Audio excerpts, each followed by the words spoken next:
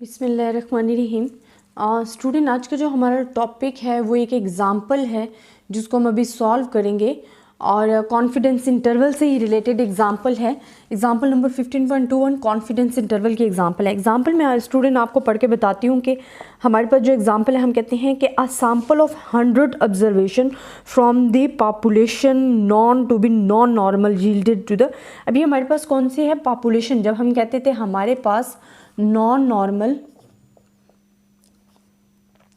Normal population आपके पास है, non normal population and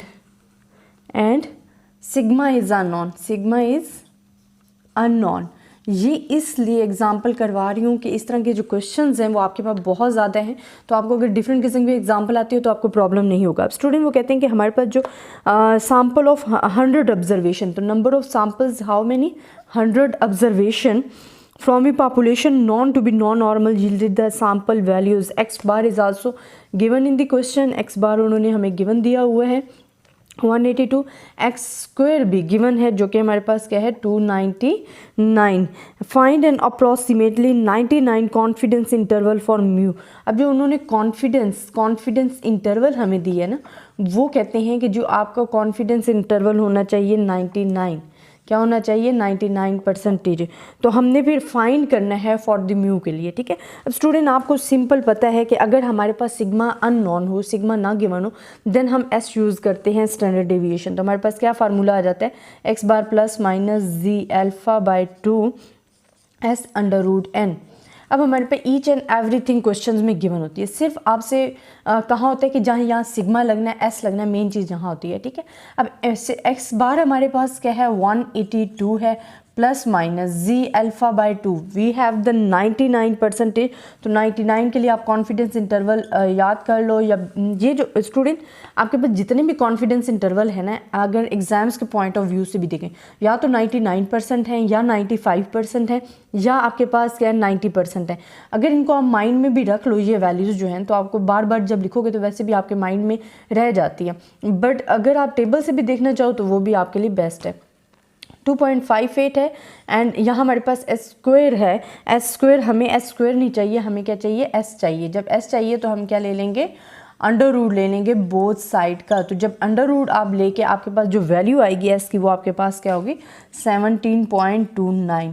अब मैं एस की वैल्यूज़ लिखती हूँ तो हमारे पास क्या आ जाएगी 17.29 एंड हमारे पास एन क्या है 100 एन है।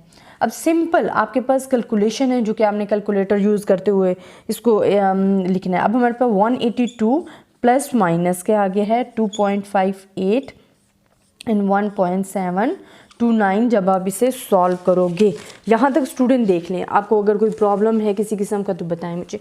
अब हमारे पास आ जाता है जी 182 एंड प्लस माइनस 4.46। अब आपको पता है हमने कॉन्फिडेंस इंटरवल यूज़ करने हैं, we have the sign of plus and minus. तो आप एक बारी इसको लोअर लिमिट के लिए क्या कर देते हैं माइनस में लिख देते हैं और अपर लिमिट के लिए इसको एक बारी हम क्या कर देते हैं प्लस कर देते हैं। तो जब आप इसे सॉल्व करोगे तो जो आपके पास वैल्यूज़ आ जाएंगी वो आ जाएंगी 177.4 एंड यहाँ हमारे पास क्या आ जाएगी, यहाँ हमारे पास आ जाएगा जी 186.46। ये हमारे पास आंसर आ गए हैं 99 कॉन्फिडेंस इंटरवल का। स्टूडेंट इसमें कुछ भी मुश्किल नहीं होता। जब आपके पास नॉन नॉर्मल पॉपुलेशन गिवन हो, सिग्मा इज नॉन हो, तो मैंने आपको फार्मूला बताया हुआ था।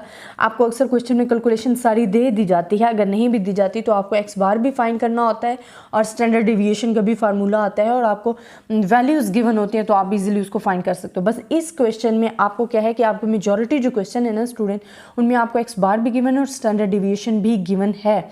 तो आपको एन गिवन हुआ है, एक्स बार गिवन है, स्टैंडर्ड डिविएशन एस स्क्वायर था, बट हमें एस की ज़रूरत थी तो हमने इसको अंडर रूट ले लिया। बाकी हमने सिर्फ और सिर्फ इसको फिल किया है 99% कॉन्फिडेंस इंटरवल दिया हुआ था जिसकी वैल्यू 2.58 आती है।